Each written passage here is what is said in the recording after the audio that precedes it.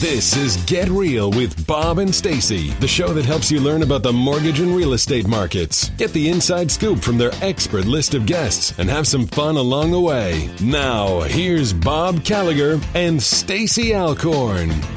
Thanks for joining us today. You're listening to Get Real, and you're joining us for our Leaders and Legends segment with author Vlad Zachary. Vlad, welcome to the show. Thank you for having me, guys. So I want to give everybody some background on Vlad. Vlad's formal education took place in Sofia, Bulgaria, a city proud to be both ancient and young.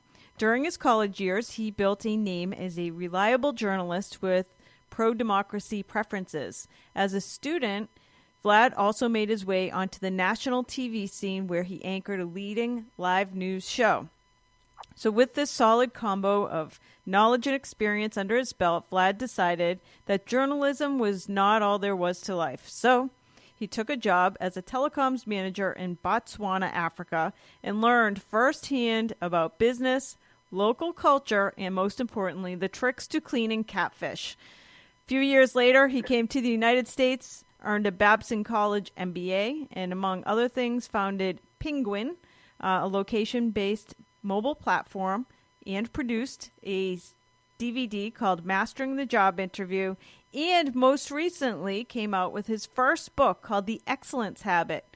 So tell us, Vlad, I know that basically the idea of the excellence habit, first of all, you say there's a big difference between what people say or define as success and what people define as excellence. What's the difference between success and excellence, and why does it matter? First, success is something that we all define for ourselves, and it's based on certain goals, on certain expectations. We have a successful job if we get a promotion, if we get a stable income, if we live in a nice neighborhood and have a stable family. It's a personal success. Excellence, on the other hand, is about how we do these things, how we get to the point of actually getting a successful career. For instance, a lot of people suffer through stress, suffer through a lot of, adverse circumstances to have a good career. And in many cases, the costs they pay are way too high.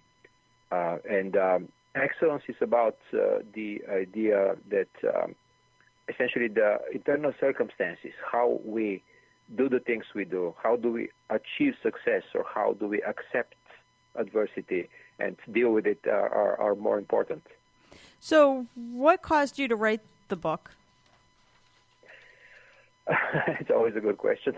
At some point in my life, about 2 years ago, I was looking for a book like this. I was looking for some information that would help me get unstuck professionally and personally. I was feeling in a place where there should be more to life than just earning a salary and going through the motions.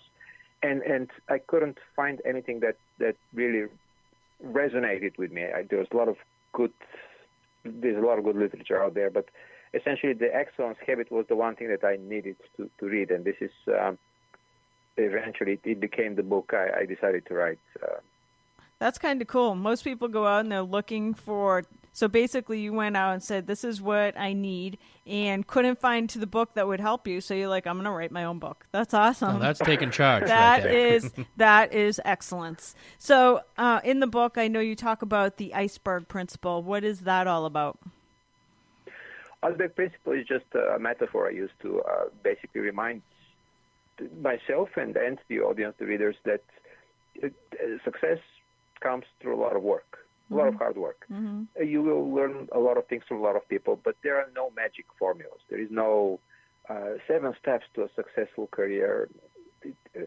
The magic elixirs that a lot of authors and a lot of consultants are selling they're not going to help unless we do the job.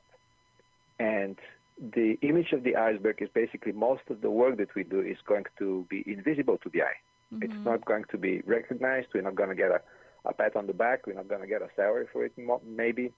And this is how you drive success. This is how you get to success. And there's also another important point, I think, with this iceberg principle, and this is essentially a lot of the times we are going to put in the work without knowing for sure what the end goal is, what the end result is. Mm-hmm. For instance, Hemingway, he trained as a cello player as a kid, and he hated music. He hated going through the motions and going through these lessons. But later in life, he admitted, thanks to the music lessons, I learned structure and I learned how to write better. So, essentially, same or similar story with Edmund Hillary, the first man on Everest. He was trained as a boxer, and his strong athletic abilities were actually what allowed him later on to climb Mount Everest. That's awesome. I didn't know those two stories. So you also talk in the book about the law of not selling out. What does that mean?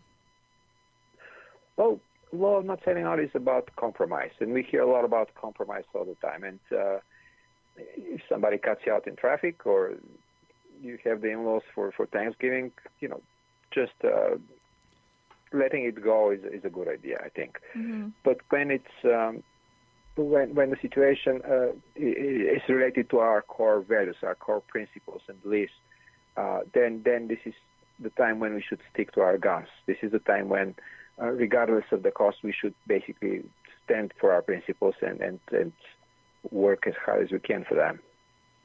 Okay. You also, I know, talk a lot about that as human beings, we really need to understand the rules of excellence as they pertain to like our outside circumstances and our inner circumstances. What does that mean?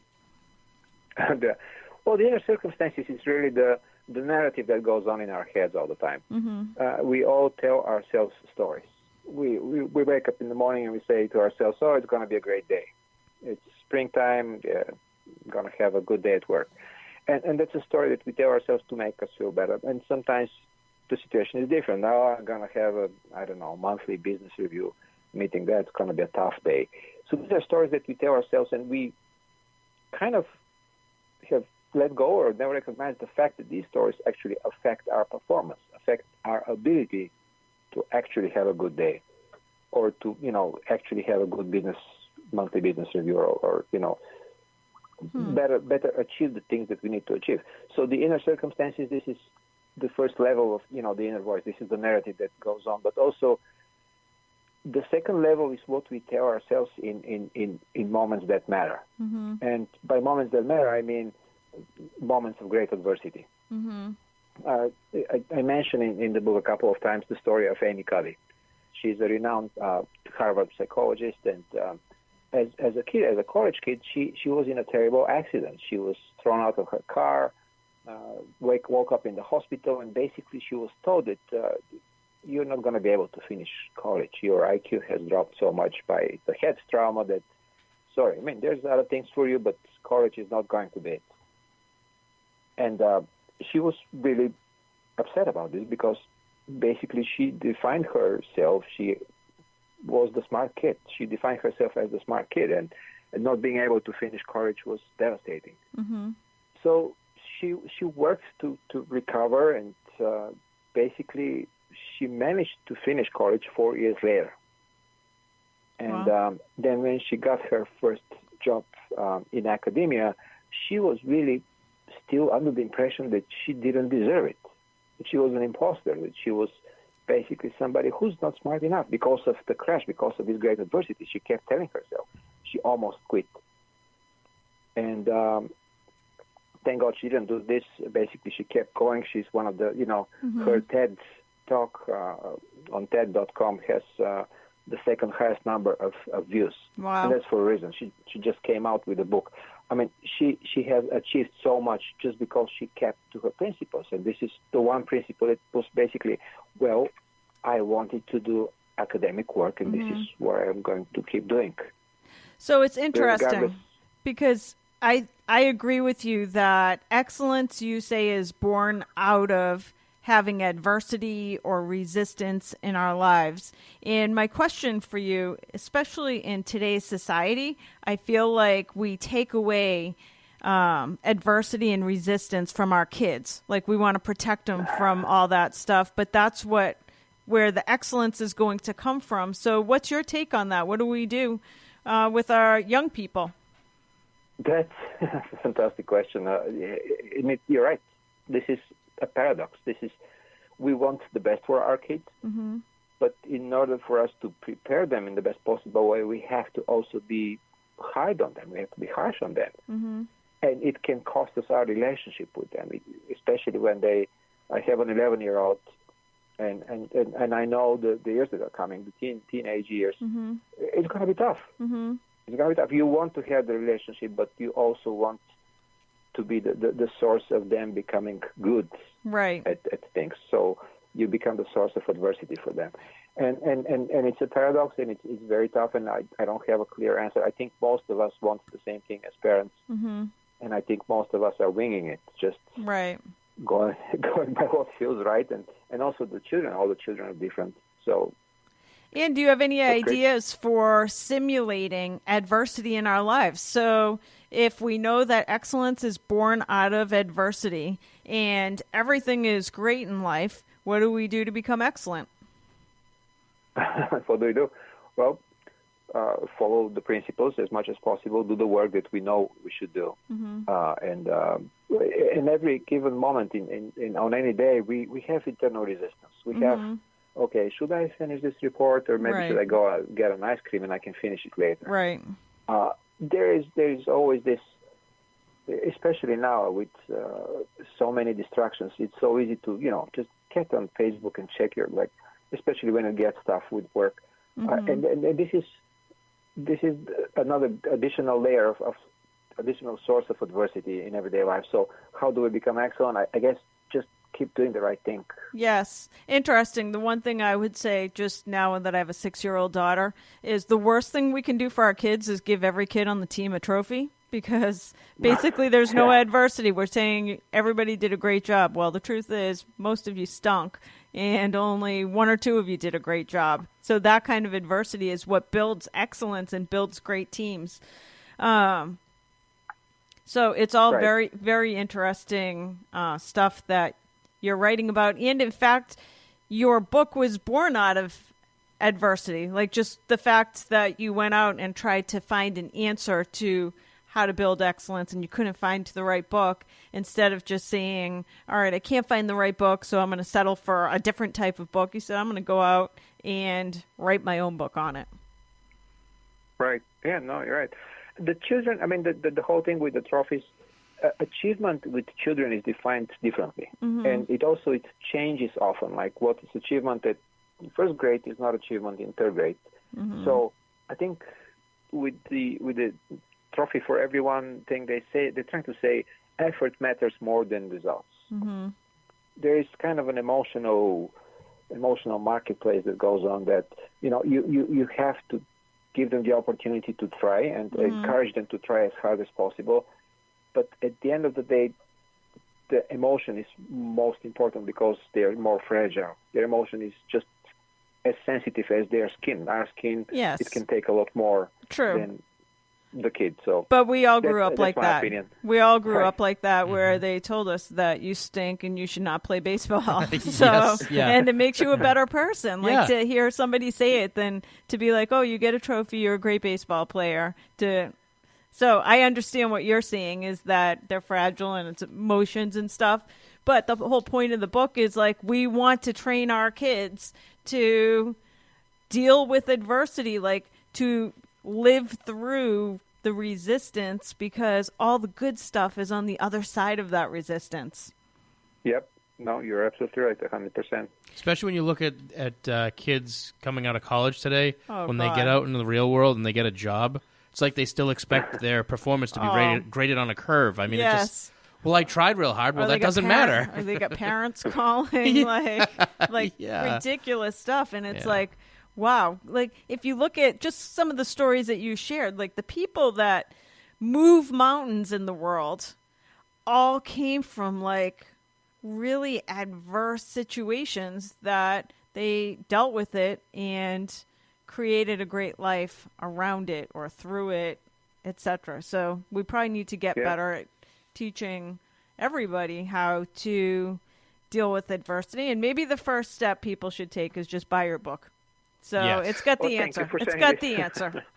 So if you have a kid that shouldn't get the baseball trophy, buy them a copy of the book. It's a trophy of sorts, right? Yes. So where is the best place for people to learn about you, Vlad, and buy your book? The best place, they can always go to my website. My author page is at vladzachary.com, VLADZACHARY, okay. vladzachary.com. But also it's on Amazon, and there is a paperback copy, Kindle copy, and also on my webpage there is an audiobook. Oh, an audiobook. Okay. That's great. So basically just teaching people how to move through adversity in order to build the excellence that they want in their life. We have about 1 minute left. Do you want to talk for a second about your business, Penguin? What your mobile platform is? Oh, Penguin is a past business. It's something that I developed at some point 4 or 5 years ago. Mm-hmm. It was a mobile platform that essentially was good for the time being, but I've moved on from there. That's awesome. So you have a whole tech background, entrepreneurship and tech. That's right. Yep. Thank you, yes. Okay.